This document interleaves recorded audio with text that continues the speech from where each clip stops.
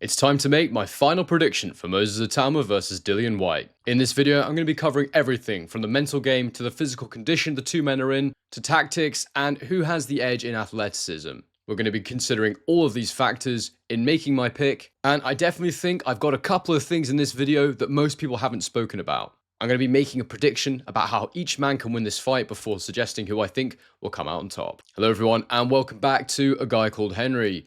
It is almost here. It's coming up this weekend. Dillian Whyte and Moses Itauma are getting into the ring for a heavyweight clash. And I'm genuinely intrigued by this fight because there's so much that we need to know the answer to. What does Dillian Whyte have left, and how good is Moses Itauma? Is he a prodigious talent, or is he a fighter that's obviously very good but has potentially been rushed a little too quickly? And is Dillian Whyte a spent force, or was he just not in shape and a bit inactive owing to ped bans and the likes and being out the ring for too long? Hopefully we're going to find out the answer to all of these things, but as ever in this video, I'll be making my prediction towards the end once we cover everything, once I sort of go over all the different factors and elements that play into the result of a fight, and I will try my best, as ever, to be quite specific. Now the caveat, as ever, when we go into these is, guys, those of you that like a punt, those of you that like to gamble, this is not me making this is a for sure prediction. This is not me saying this is definitely what's going to happen. A prediction is a best guess. Okay, and that's exactly what I do when I make these prediction videos. So I just want to make that really clear. That is the caveat at the beginning of this video. So now we can push on. The first thing I would say just before I jump into this, guys, is if you would like to buy this fight on pay-per-view, or indeed if you were thinking about watching it and you weren't sure if you were going to buy it, please consider using my link. It's in the description below. It doesn't cost you any more money, but it means the channel gets a little contribution. It helps to support and drive things forward. And I'm going to be doing a live stream, so it means you can jump on my commentary at the same time. The community I have on the live streams is absolutely awesome. We've got regular people that come on and we all talk and, we enjoy the fights together, which is great fun. Please bang a like on this video if you like it. Don't forget to subscribe to the channel if you're new. And get your comment in the comment section below. This is your last chance to nail your colors to the mast. Who do you think is going to win this fight? Now, I really think the place to begin in this one is physical conditioning and size, because there's a narrative for both men that's at play that is quite fascinating, really. And these preconceptions coming into the fight have sort of been challenged. We'll start with Moses Itauma's size, and it's a really interesting talking point because I've been sort of under the impression that Itauma isn't the biggest heavyweight out there. I thought he was going to be more of a smaller stature, a very fast, very twitchy heavyweight, more on the Usyk sort of build that isn't it from this like new era of giants, but is, big enough and fast enough and is that nice compact size. What startled me was watching the face-off between the two guys, where I saw that Itauma's actually sizably taller than Dillian Whyte. There's been mixed reports of his height, some people saying 6'2", some people saying 6'4". I've always thought that Dillian Whyte was around 6'2", maybe 6'2", maybe 6'3". So that would have put Itauma, based on these images and assuming that the shoes are the same size, in the region of sort of 6'4" to 6'5". And he's actually a massive guy. I didn't think he was that big. I suppose it's because he's not really sort of slender. He's much more of a stocky guy. So it maybe makes him look a bit smaller than he actually is. In reality, this is a big, big dude.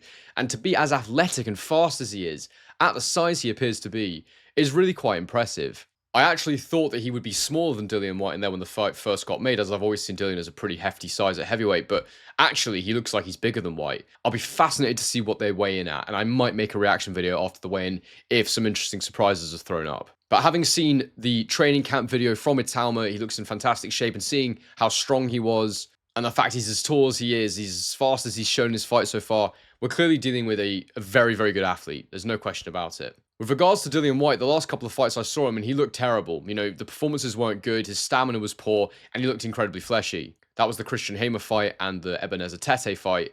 He got through both of those, but the Hamer fight, Hamer pulled out early, and Tete, he had a war when he should never have been coming close to Dillian Whyte. They weren't good performances. But having seen some of the photos from Fight Week, having seen how slim his face looks, Dillian Whyte is unquestionably in fantastic shape here, and I think he's going to give himself the absolute best chance he can offer at this stage in his career to win this fight. So in terms of preparation, conditioning, all that kind of stuff, both of them have checked that box in terms of the eye test.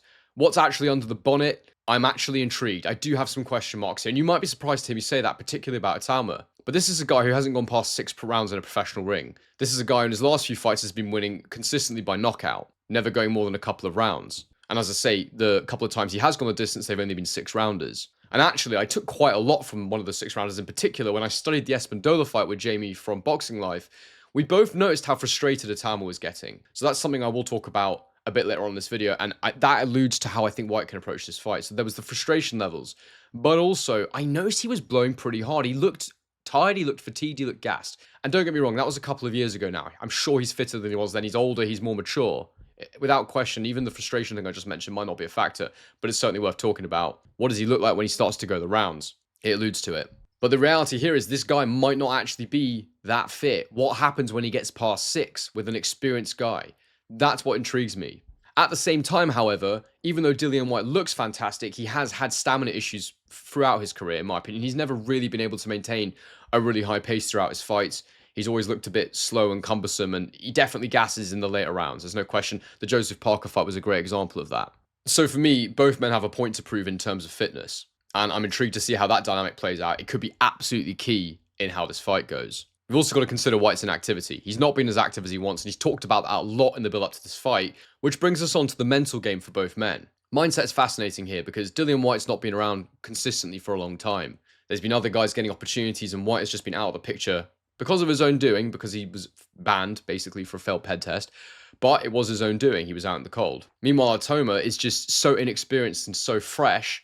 I found this dynamic quite intriguing. And indeed, in the face-off video, I analysed and noted there seemed to be a fair bit of frustration from Dillian Whyte as to how he was being portrayed by the media in this fight. This old lion, this guy who's on his last legs, the guy that's in there is essentially a bit of fodder for the up-and-coming star. Is kind of how he's been positioned by fans and by the media, generally speaking. And I definitely think this has irritated Dillian Whyte. He doesn't feel like, he kept talking in his interview, his one-on-one interview he did with Ade about, people never giving him his credit.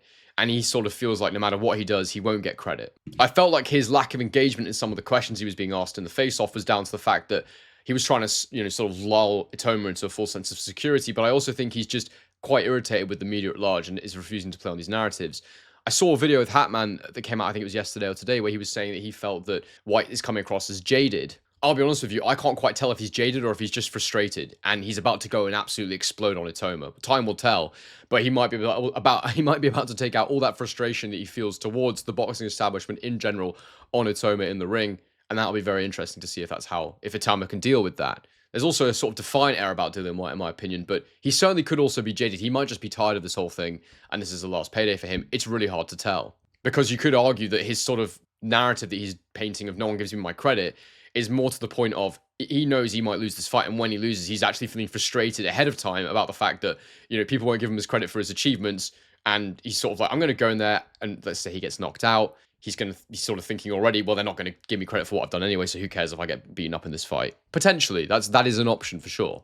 I'm more inclined to go with the former, though, which is that he is sort of baiting Itauma into feeling like he's in a relaxed environment, that Whyte's maybe a bit disconnected, a bit irritated with the boxing media, and then he's going to have all his attention on Saturday night. I just think that's the kind of guy Dillian Whyte is. I think he's a proper fighter. Itauma, on the other hand, I do have a bit of a question about him, and it's a weakness that Anthony Joshua has, and it's something that's definitely limited him in his career, and I do have concerns about Itauma in this sense. I just wonder about him. I wonder if he's a bit of an overthinker, and you can't be an overthinker as a fighter because it gets you into all sorts of trouble. It has you second guessing yourself.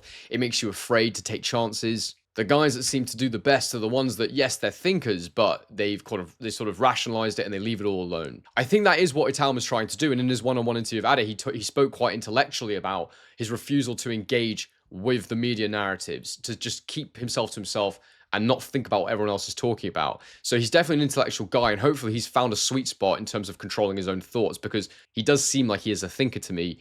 But as long as he's aware of that and he has an ability to control it, that's the most important thing. He certainly doesn't come across to me as that sort of hungry, vicious guy that has something to prove, a chip on his shoulder, so to speak, that guys like Dillian Whyte and Derek Chisora have sort of given me the vibe of over the years. And so I do think there's more of a chance of him being prone to overthinking. Like I say, though, I think it's under control. One thing that was interesting for me, though, is in the face-off, how he kept referring to the game plan. And even in his one-on-one interview, he talked about executing the game plan, not worrying about the result. And I do think this speaks to his lack of in-ring experience. I think when he feels worried about what's going to happen in there, because he hasn't experienced being in there with a high-level fighter professionally, sure, sparring, but it's different. It's a different thing. And actually, Dillian Whyte brought up the sparring that Itauma's been through, and he was saying, yeah, Itauma's experienced, he's experienced. It's almost like Whyte wants Itauma to think, yes, I am experienced, I'm ready for this. And then he wants to go in there and show him some stuff he's never ever seen before. He almost wants to shock him. That's kind of how I read that situation. He wants to make him feel as uncomfortable and, yeah, just giving him the unexpected as much as possible. I really think that's how Whyte's going to approach this fight. But yeah, for sure, if Whyte does that, Itauma might be shocked by that. he might not be ready because, as I say, game plans are great. And as I was talking about in my previous video, one of my previous videos, one of the criticisms of Ben Davison as a trainer is that his fighters don't know how to adapt in the ring on the fly. They don't have a plan B, plan C, which of course are things you absolutely need in boxing. However, I'm definitely of the opinion that having a game plan doesn't mean you can't adapt. And I think that Itauma will show us at a certain point that he can adapt. But it will be interesting to see, as he is so inexperienced in the ring, if things aren't going his way, if his game plan isn't working, how will he adapt to what's happening in front of him? That's the question I have for Itauma that hopefully he can show us in this fight. But mentally, I don't think anybody has a massive edge. For sure, Whyte's experienced, but he's lost. He knows how it feels to lose, and he has been in poor form and inactive. Whereas Itauma can take a lot of confidence from what he's done so far, even though this is a significant step up from the opponents he's been in there with. He definitely seems to have found methods and strategies to feel like he's ready, and that is the most important thing at the end of the day. Now, with regards to tactics, this is where it gets quite interesting, and I've done a couple of tactical videos. You guys will have seen those. You can go and check out the whole thing, and I'm not going to jump into it in great detail here. But based on those deeper dives, I will give you a general overview of what I think each guy will be looking to do in the ring. We'll start with Moses Itauma, and for me, his great advantages are speed, our foot movement. That's the area where I just see him having such a big gap over Dillian Whyte. Regardless of Dillian Whyte's experience, Itauma has stuff that Whyte has never ever had in his career and never will have. Attributes like speed, like ring craft, they're things that are difficult to get. And I believe that Itauma will want to keep it in the middle of the ring at mid-range as much as possible. He'll want Dillian Whyte to not be able to anticipate his movements. He'll be doing that classic feint he does, the body feint. And actually, I do believe the body will be there for Itauma. One of the factors that I spoke about was the video I released yesterday was this uppercut issue for Dillian Whyte. Everyone's talking about it. All Itauma's got to do is throw an uppercut. And it has led Dillian Whyte to developing this sort of cross guard to try and counteract it. He rolls with it. He crosses his arms over. It's a very different sort of guard from what he used previously. But the cross guard has its own problems. I still think the uppercut can get through that cross guard if it's the right fighter throwing it. You can counter off the cross guard, but it's definitely much more difficult in my opinion. And it really opens up the body a lot more than a traditional guard does. So he's going to start worrying about those body shots. You know, every fighter that Itauma has been in there with, Itauma starts by setting up with body jabs. I mean, particularly against southpaws, orthodox fights, he tends to go over the top of the lead a bit more. But I'm convinced in this fight, he'll probably look to get his southpaw backhand off to the body of Dillian Whyte as much as possible. Get his foot to the outside, fire that shot in, get his head off the line at the same time. I think they need to make Dillian worry about that bodywork so that cross guard becomes more and more ineffective. And then when he starts to feint, Dillian won't be able to time him. I think that as long as he keeps it open, he can use his foot speed, he can close the gap quickly. I think that he will be able to land significant shots on Dillian Whyte. For Dillian, on the other hand, I actually see quite a unique set of tactics being irrelevant for this fight. I don't know, there's been all this chat pre-fight about Buddy McGirt saying, I don't read game film. What am I going to see? Just Dillian, Moses Itauma knocking people out? That's useless to me. Well, there were things you could see in those fights, and I don't know if he's lying. He might be lying about not doing game film, but the areas based on the game film that me and Jamie have analysed, the main area I see is up close and on the ropes. And also when Moses Itauma is pulling backwards, he moves in straight lines a lot. He's quite upright. His chin does have a tendency to stick out a little bit in that scenario, although he does try and roll his shoulder, but sometimes it doesn't quite work. So those are the two areas I see being relevant for Dillian Whyte. But actually, it's not when Itauma's on the ropes, because I've not seen that yet. And it might be an opportunity for Dillian Whyte. So one would be if he can back him up to the ropes, which is possible because he does move in straight lines. But as long as he adds that lateral movement after the straight movement, Itauma should be fine. But it's more so when Dillian Whyte is on the ropes and Itauma's pressing the action. And I think that what Whyte needs to do in this fight is frustrate Itauma for as long as he can. I think he needs to be defensively smart. I think he needs to not give him any openings, almost box him like a bit of a journeyman, go in there to survive for the first part of the fight. Now, I saw Hatman saying that he thinks Dillian Whyte's best chance is early on in the fight while he's still sharp and he hasn't got stamina issues. I actually think that Whyte, this is just my opinion, I could be very wrong, but I actually don't think that Whyte will mind the fight going a few rounds.